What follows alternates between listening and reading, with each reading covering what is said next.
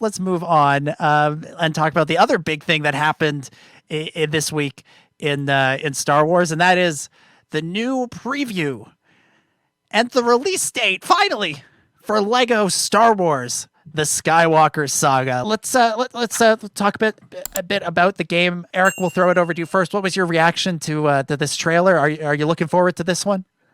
My son and I have been waiting for this since it was first announced, and it's really easy to think that now we're so far off of Episode 9. Have they lost some momentum? And I mean, there's no doubt that they have. But when you look at the improvement, or at least the changes, we'll see if it feels like an improvement in the like the gameplay mechanics.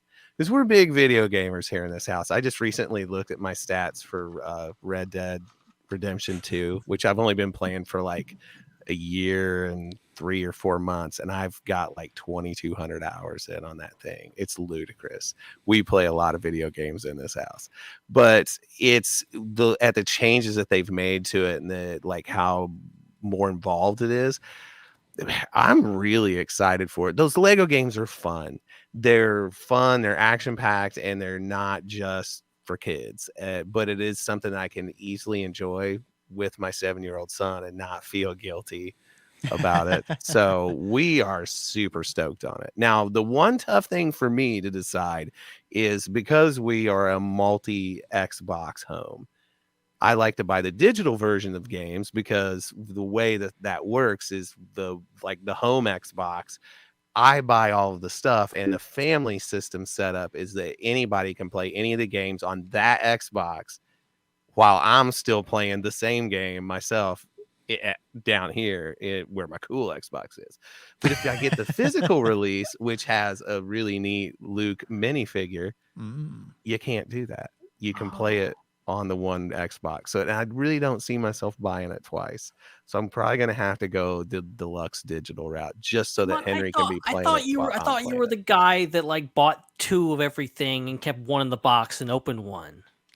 Well, I mean, that's what the guy I like to be, but man, stuff is expensive. I mean, it's one thing if it's an action figure. It's another thing if it's like a $70 video game. Right. I mean, you do get an action figure with it. I mean, come on. Yeah. Well, I would have to buy I would buy the physical release, and then also buy the digital version. That would be buying it, the 2 of them. But I just hate to do that if I can avoid it. But I want that minifigure.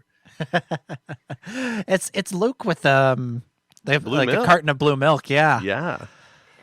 God, I don't know. I don't have an Xbox to play the game on. I might buy it just to get that minifigure. That's pretty great. But yeah, Chris, what about you? I mean, you played a demo of this game.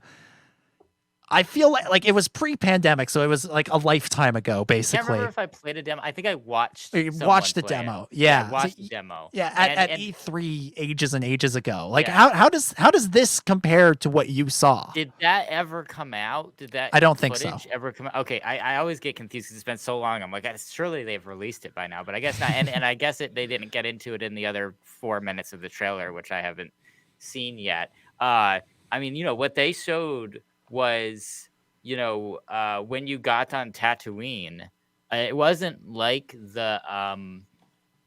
it wasn't like the previous Lego games where you kind of like you were in stage 1 and then you had to kind of solve a puzzle and move on to stage 2 and then kill some people and move on to stage 3 and like that kind of thing. It was like you're on Tatooine. Now you can walk anywhere on Tatooine. You can walk over to Mos Eisley. You can walk to Jabba's palace. You can walk to the homestead. You can walk to the Sandcrawler. And then as you're walking there, there's like kind of different missions and things that you can do. And like a character might approach you and be like, hey, can you help me with this or whatever, like a side quest type thing. So it felt more like an open world type game than the previous Lego Star Wars game. So I'm assuming that that's still accurate to the final version. If it is, then it's going to make this game way more immersive than any other Lego Star Wars games, and it will be really amazing if it's at that level of detail on every planet.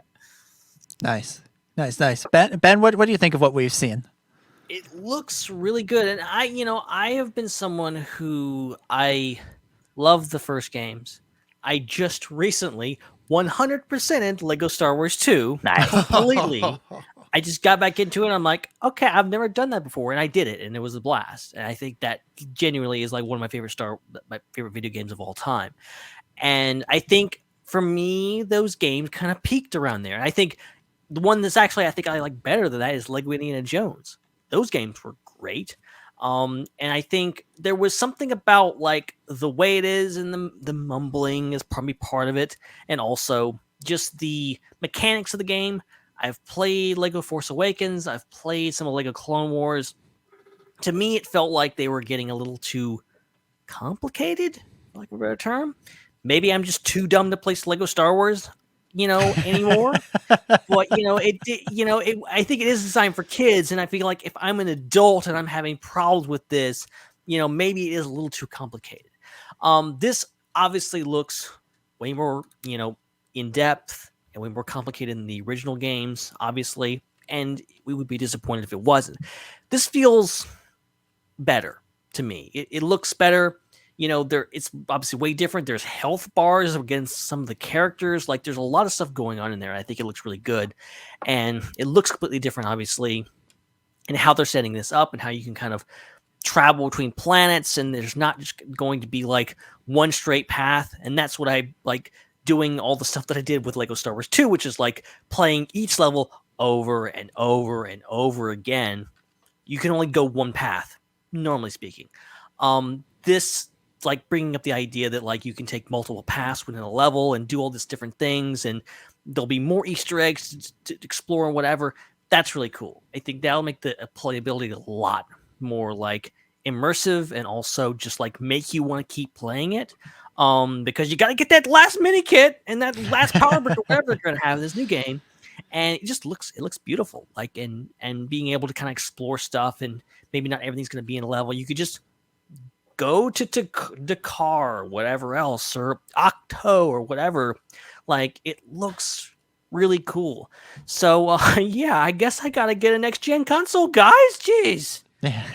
Yeah, I'm feeling in the same boat, Ben. Like the Lego Star Wars 2, the original trilogy. I remember getting that game for my PlayStation Portable back in the day and just playing it to death. And I have nowhere near the 100% that you have accomplished there. So I tip my cap to you. But I remember thinking like this is a really, really fun game, and I remember like sort of feeling like I want a version of this that is everything.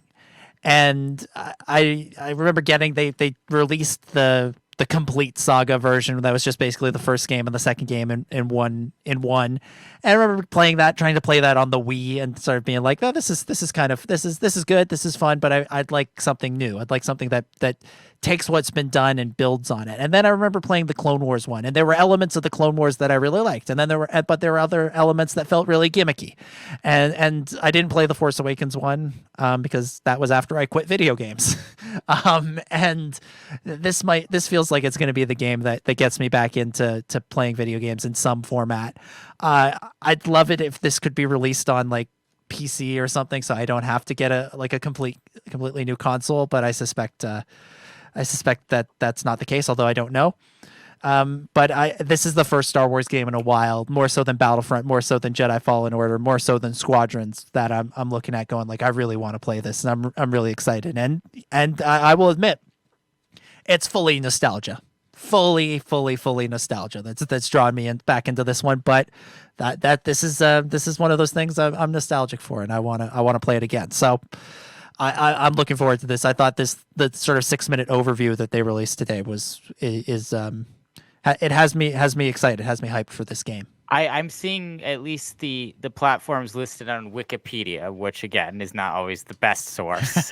But on Wikipedia, it's got PS4, PS5, Xbox One, Xbox Series X, and also Nintendo Switch and Microsoft Windows. Oh, okay. So I don't think y'all necessarily are going to need to buy like a $500 next gen console that is impossible to get. You don't need to, but you should. It'll definitely be the best experience. But yeah, if you have now I will say, I will give a caveat to the to the Windows one. With my experience playing games on Windows, not all Windows are equal, and you definitely need a computer that is made for playing video games. If you're going to play a new video game on Windows, it's not like the old Sims games where that's my problem. That's my problem because I can't remember. The computer I'm using right now, I've had for like 10 years. And I can't remember. I think it was a previous computer I had original Lego Star Wars 2 on PC.